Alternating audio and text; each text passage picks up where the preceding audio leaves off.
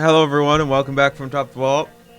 My name is Mason Knopp and I am tired. So I don't know if I can really do gameplay and deck tech together too much anymore. However, I can still offer you good deck tech.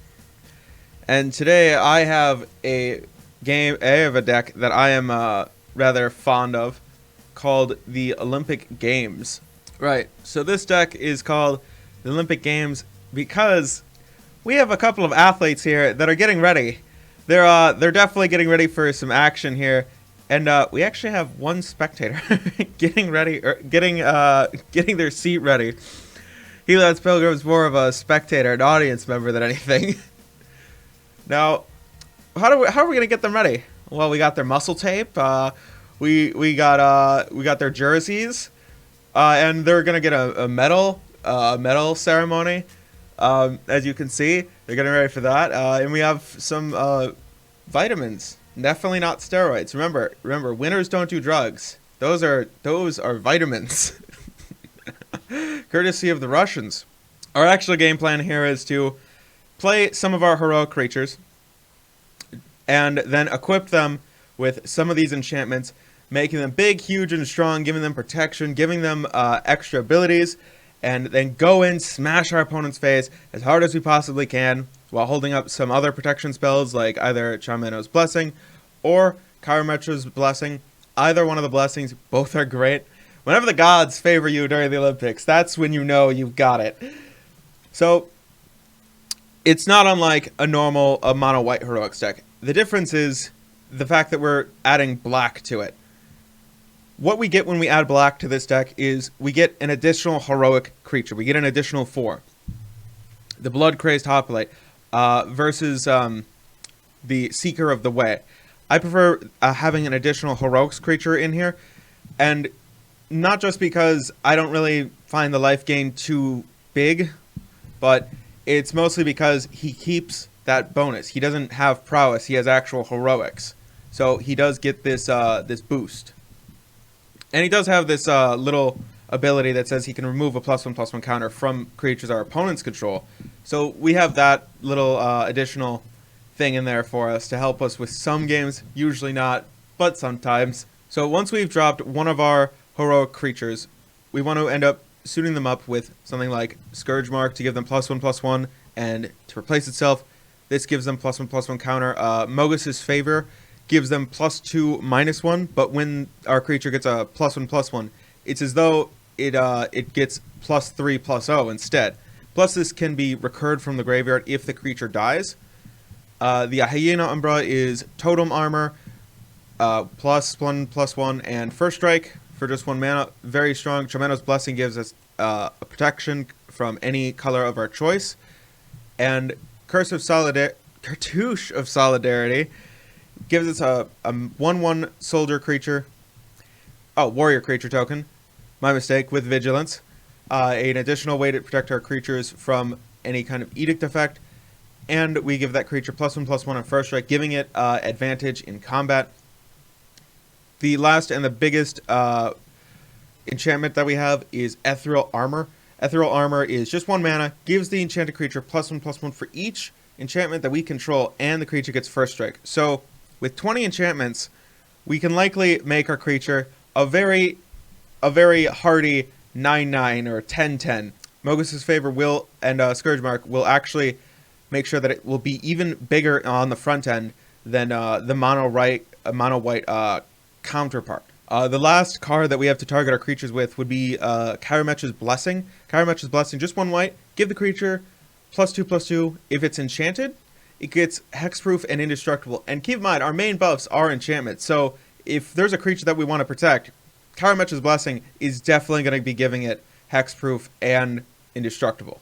Now, we have Deathblade Elite, which is a creature that can provoke our opponent's creature into blocking it. So we can force one of their creatures to untap and block this, and potentially trade with it, or make this thing larger, and then kill their creatures, or just get a really annoying blocker out of the way, so we can finish them off with one of our Olympic athletes here. Helios Pilgrim is a tutor spell for auras. It's a 1/2 body for 3 mana, and when it enters, we get to search for any of our ores, any of the ones that we want. So we can go get this protection from the color of our choice if we're up against a monocolor deck. And we can just slap this onto one of our creatures. One of our creatures suddenly becomes, oh, we have pro blue against the mono blue Delver Tempo deck, which would be that would be amazing to just slam a nice creature down. It becomes an 8/8 with pro blue. Our opponent says, "All right, we scoop it up." It's 2 mana win the game against certain decks. Now on to the mana base. Mana base is a little bit, well, on the simpler side. Nothing crazy. We got 8 plains, 1 swamp, the 2 fetch lands in the form of Evolving Wilds. If you have Terramorphic Expanse, whatever, exact same card. We have the Ash Barrens, a cycle land. We can just cycle it for 1 and go get these. Either one of these basics. We have the 4 Sacred Barrens to act as dual lands that also gain us some life. And we have Orzhov Basilica. So as the game goes longer, we can technically get up to higher amounts of mana, and we can constantly make our land drops. There is something to point out here. We actually are at 19 lands, and we do not have any of the cycling lands, unlike our mono white counterpart. The mono white deck actually would only really like to have maybe 3 lands, and if they end up getting more than that, they're usually flooding. Where us, on the other hand, we would actually prefer to see a little bit more land. We'd prefer to be a little bit land heavier, and we would actually really like it if we could actually play both of our colors. So we do need the fixing, unfortunately. Now, the difference between the Ash Barrens and the Evolving Wilds prepares you for the next turn, while the Ash Barrens can actually get you the land to come into play untapped this turn. So if there's a turn that you absolutely need white mana, Ash Barrens, but if on the next turn, let's say you're going to go and then go get the black mana that you might need and start chaining together muscle tape, then yes, Evolving Wilds for the next turn will set you up, and it doesn't cost you mana or slow you down. The fuel of champions is coffee. Alright, sideboard, what are we afraid of?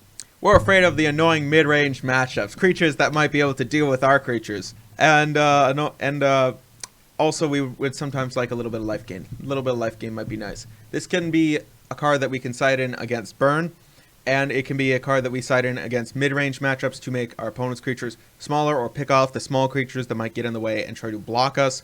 Particularly against elves, this might actually be one of the cards you might want to look at, because with Cartouche of Ambition, we can end up having this enter the battlefield, ping one of their small elf mana dorks, just keep them off of mana, slow them down for a turn, making it harder for them to kill us, making them take longer, and we will outrace them. For burn, we would also like to side in Sacred Cat, and it's a 1/1 with lifelink for 1, and Embalm, you can get it back from the graveyard for 1.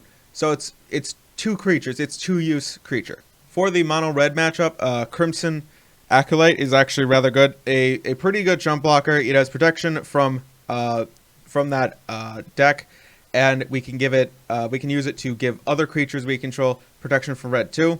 Obsidian Acolyte, on the other hand, is a solid creature against the mono black deck. So as mono black tries to get up with a bunch of different creatures, we can start just giving our creatures protection for black, making it nearly impossible to block them or deal with them. Relic of Progenitus is good for graveyards and Tron. Necromancer's Magemark.